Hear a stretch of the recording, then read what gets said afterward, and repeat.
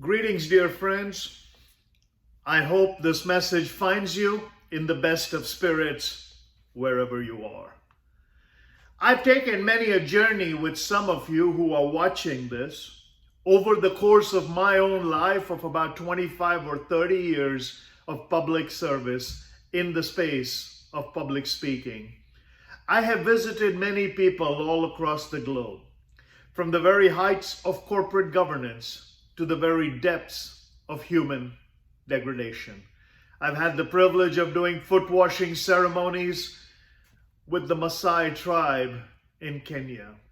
By the same token, I've had the privilege of sharing the stage with presidents on grandiose platforms in very august settings. This is not a brag on me as much as it is an upliftment of you. I started as a young immigrant who came to America with $9 in my pocket and a desperate desire to reach the levels of success I'd read about. During this journey of volunteering and speaking and participating and capitalizing, I've heard many stories of people who started on the wrong side of the track but accomplished great things. We are in a very uncomfortable season in our lives when the only messages seem to be by the harbingers of misery, by the messengers of deprivation. These are people who want to bring into our lives the doom and gloom and the constancy of the lack of opportunity and the lack of ability to climb out of where we are and accomplish some great and insurmountable things. I remember when I first landed in the United States, my accent was an issue, my enunciation was a problem, my diction was suspect, my vocabulary was challenged. During those early days, one of the best messages I got, which is the message I want to give you, is challenge every assumption you've ever held dear. If culture is your only formula, tradition becomes your only strategy. How then can you get past these motifs and these moods that are presented out there saying you are behind the eight ball, you started on the wrong side of the track, and as a result of that, there is no hope for you, there is no future for you. Some of you listening to this or watching this are people who are asking yourself, is there hope for me today? You may be standing in front of that mirror saying, mirror, mirror on the wall, do I have a prayer at all? And not getting the resolution or the renewal that tells you you have to renew that word by simply saying, mirror, mirror on the wall, here I am, what's my call? When you look out of a window, do you see a window of despair? Or do you see opportunity? Do you see a blame frame which convicts you of yesterday? Or do you see an aim frame which comforts you about tomorrow? Success, my friend, has never been a destination. It is always a journey. There is never a pinnacle where you arrive and look back and say to yourself, you know, I have done everything. That's when you start dying. Dreaming is living.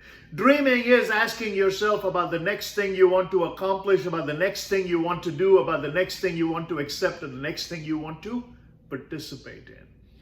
Some years ago, I heard a story about people who go to the country of Switzerland with one goal in mind, to climb one of the mountains that are presented to them. They are small mountains, they are medium mountains, and they are big mountains. And each of these mountains has an excursion time attributed to it. And people go there and look at the scope of what they want to accomplish. They look at the skill that they have to accomplish it. They look at the fortitude they have to finish it. They look at their stamina they have to endure it, and then decide if they want to tackle a small mountain, a medium mountain, or a large mountain. And again, the duration of the hike, the duration of the expedition is totally dependent on the size of the mountain you pick. And some of us, our mountains have been picked for us. Some of us, our obstacles are placed in front of us. So how then do you make that decision to overcome that which is in front of you? Let's go back to our story. So people primarily want to climb a mountain in Switzerland to come back and have bragging rights at boring parties when they can say, I attempted to climb a mountain. Well, nobody who's ever climbed a mountain wants to attempt to do anything. They want to summit it. But every one of these expeditions that are offered, whether they're medium range, small range, or long range, whether they're small, medium, or big in terms of the mountain that the visitor wants to accomplish, has a halfway house. And by halfway house, I simply mean a place halfway up the mountain which is built into the side that has the look of a chalet. It provides you some kind of comfort. It gives you some kind of respite. There, during the arduous climb, whether you took the small one, the medium one, or the large one, you can break halfway up your journey and pause for rest. You can have a cup of hot cocoa and look at the grandiose scenery around you, the majesty that is Switzerland that I've had the privilege of seeing with these eyes myself.